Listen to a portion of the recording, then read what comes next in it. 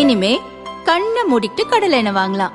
ஏன்னா மந்த்ரா கடலை எண்ணெய் இதயத்தின் தயாரிப்பு. வறுக்க பொரிக்க ஏன் எல்லா சமையலுக்கும் மந்த்ரா தான். மந்த்ரா கடலை எண்ணெய் அபார ருசி, ஆரோக்கியமான உடல் நலம். காங்கிரஸ் மூத்த தலைவரும் கேரளாவின் திருவனந்தபுரம் தொகுதி எம்பியுமான சசி தரூர் அடிக்கடி கட்சிக்கு எதிரான கருத்துக்களை கூறி வந்தார். குறிப்பாக பாஜகவின் செயல்பாடுகளையும் மோடியின் செயல்திறனையும் தொடர்ந்து பாராட்டி வந்தார். இது காங்கிரஸ் கட்சிக்குள் புகைச்சலை ஏற்படுத்தியது. பல முன்னணி தலைவர்களும் சசி தரூரை வசைப்பாடி வந்தனர். இவ்வளவு பரபரப்புக்கு நடுவே சமீபத்தில் கேரள சட்டசபை தேர்தல் குறித்து காங்கிரஸ் தலைவர் கார்கே தலைமையில் நடந்த ஆலோசனைக் கூட்டத்தையும் சசி தரூர் புறக்கணித்தது பெரும் சர்ச்சையை ஏற்படுத்தியது. அவர் அதிருப்தியில் இருப்பதாகவும் எந்த நேரத்திலும் அவர் கட்சியை விட்டு விலகக்கூடும் என்றும் அரசியல் வட்டாரத்தில் பரபரப்பாக பேசப்பட்டு வந்தது. இந்நிலையில் டெல்லியில் கார்கே மற்றும் ராகுலை திடீரென சசி தரூர் நேற்று சந்தித்து பேசியது முக்கிய திருப்பமாக பார்க்கப்படுகிறது.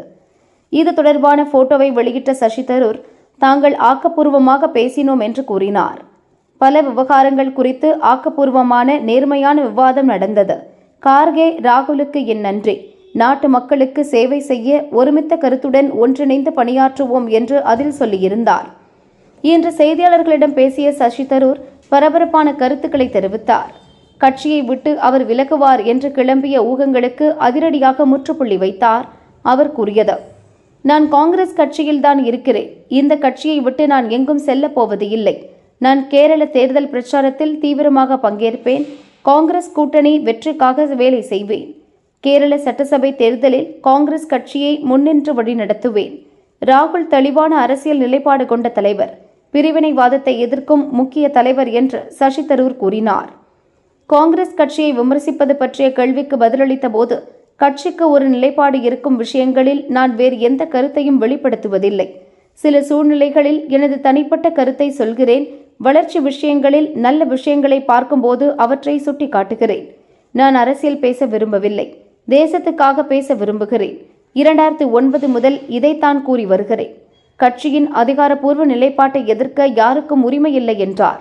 காங்கிரஸ் கட்சி மீதான தனது விசுவாசம் கேள்விக்குள்ளாக்கப்படுவது குறித்து சசி தரூர் ஆதங்கப்பட்டார். நான் மட்டும் ஏன் காங்கிரஸில் நீடிப்பேன் என்று சொல்ல வேண்டியிருக்கிறது? ஏன் இதுபோன்ற கேள்வி என்னிடம் மட்டும் கேட்கப்படுகிறது? நான் எப்போதும் காங்கிரசுடன் உறுதியாக இருப்பேன் என்று சசி தரூர் கூறினார். നേരെ മറിച്ച് രാഹുൽ ഗാന്ധിയെ കുറിച്ച് ഞാൻ ഒരു വിധത്തിലും ഏത് വിധത്തിലും അദ്ദേഹത്തിനെതിരെ പറയുന്ന ഒരു കാര്യത്തിൽ ഞാൻ അംഗീകരിച്ചിട്ടില്ല. അദ്ദേഹം ഞങ്ങളുടെ നേതാവാണെന്ന് മാത്രമല്ല ആത്മാർത്ഥമായി നിൽക്കുന്നുണ്ട്. ഈ രാജ്യത്തിൽ പല കാര്യങ്ങൾക്ക് വേണ്ടി അദ്ദേഹത്തിന് ഒരു ശക്തമായ ഒരു സ്വരമാണ്. നിങ്ങൾക്കറിയാമല്ലോ, ഈ വർഗീയത, ക്രോധം ഭിന്നിക്കുന്ന രാഷ്ട്രീയത്തിനെതിരെ സംസാരിക്കുന്ന ഒരാളായിട്ട് രാഹുൽ ഗാന്ധി എല്ലാവരും കാണുന്നു, ഇഷ്ടപ്പെടുന്നു. ഇതിനെക്കുറിച്ച് എനിക്കൊരു വേറെ ഒരു രണ്ടഭിപ്രായമൊന്നുമില്ല.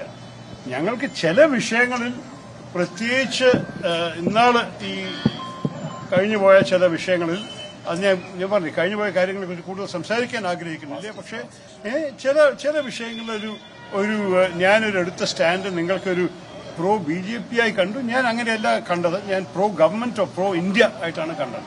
ഞാൻ എപ്പോഴും പറയും, ചിലപ്പോൾ ചില വിഷയങ്ങൾ, പ്രത്യേകിച്ച് അന്താരാഷ്ട്രീയ കാര്യങ്ങളിൽ എനിക്ക് രാഷ്ട്രീയം പറയാനല്ല ആഗ്രഹം, രാഷ്ട്രത്തിന് വേണ്ടി സംസാരിക്കാനാണ് എൻ്റെ ആഗ്രഹം.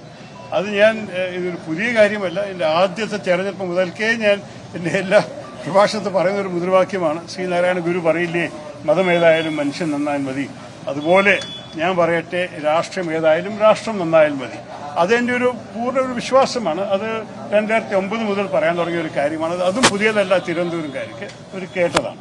ഞാൻ ഒരു കാര്യം മാത്രമേ പറയുന്നുള്ളൂ, പാർട്ടിയുടെ ലൈനിനെ എതിരിക്കാൻ ഏത് പാർട്ടി അംഗത്തിനും അവകാശമില്ല എന്ന് ഞാൻ സമ്മതിച്ചു. അത് പൂർണ്ണമായിട്ട് പാർലമെന്റ് അകത്ത് എന്തായാലും പാർട്ടി എടുത്ത സ്റ്റാൻഡിൽ എപ്പോഴും ഞാൻ പാർട്ടി ഇവിടെ നിന്നിട്ടുണ്ട്. അതിനെക്കുറിച്ച് ഒരു ചിന്തയും വേണ്ട. നേരത്തെ പറഞ്ഞു മാധ്യമങ്ങളാണ് അങ്ങ് പാർട്ടി വിടുന്ന വാർത്ത കൊടുക്കുന്നു. അങ്ങേക്ക് ഉറപ്പിച്ച് പറയാൻ കഴിയും അങ്ങ് കോൺഗ്രസുകാരുടെ തന്നെ നിൽക്കും, ഒരു BJPയിലേക്കോ CPM-ലേക്കോ ഒന്നും പോകില്ല എന്ന് ഒരു സ്റ്റാൻഡ് അങ്ങേക്ക് ഇപ്പോൾ പറയാൻ ആവശ്യമുണ്ട്. എന്തുകൊണ്ടാണ് ഞാൻ പറയാം, ഞാൻ എവിടേക്കും പോകില്ല. ഞാൻ കോൺഗ്രസ് തന്നെയാണ്. ഈ തെരഞ്ഞെടുപ്പിനെ സജീവമായി കാണും. UDF-ന്റെ വിജയത്തിന് വേണ്ടി ഇറങ്ങും. അതൊക്കെ പറയാം. പക്ഷെ അത് എന്നോട് മാത്രം ഇത് പറയാൻ ആവശ്യപ്പെടുന്നതാണ് ചോദ്യം. എന്താണ് എന്റെ ഒരു കുഴപ്പം? നിങ്ങൾക്ക് എന്നെക്കുറിച്ച് എന്താ നിങ്ങളുടെ മനസ്സിലുള്ള ചോദ്യം എനിക്ക് മനസ്സിലായിട്ടില്ല. പക്ഷെ എന്തായാലും ഞാൻ ഉണ്ട്, இனியும் கண்டோண்டிருக்கும்.